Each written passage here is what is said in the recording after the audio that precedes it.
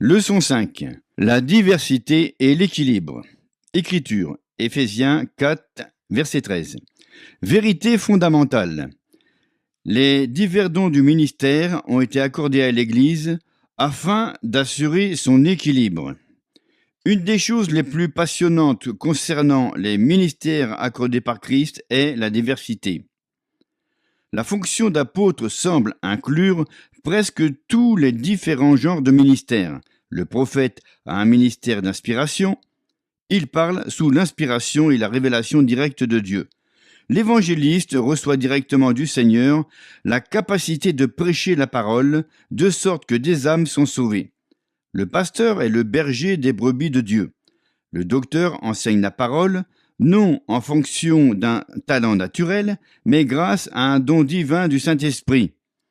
Ces dons ont été accordés à l'Église afin d'assurer son équilibre.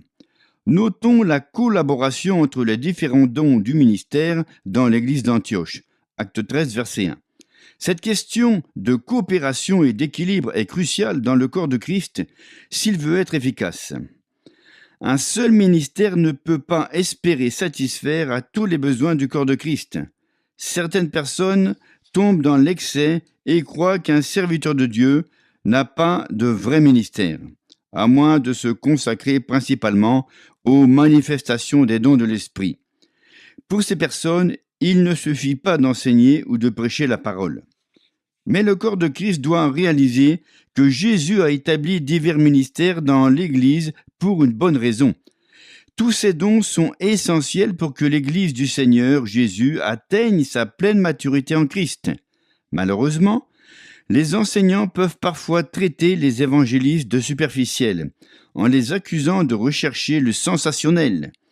Les évangélistes peuvent stigmatiser les enseignants en les qualifiant d'ennuyeux et d'intolérants.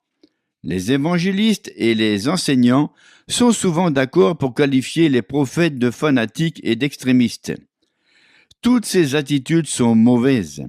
Il peut y avoir des excès dans n'importe quelle pratique des dons. Nous ne devons cependant pas les réprimer, de peur d'éteindre l'Esprit de Dieu.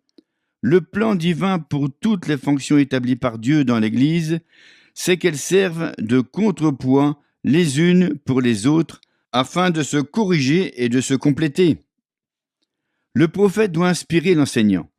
L'enseignant doit apporter un équilibre au prophète. L'évangéliste doit continuellement nous rappeler que le monde est perdu, qu'il est spirituellement mort et qu'il a besoin de l'évangile. Le pasteur doit nous montrer que les âmes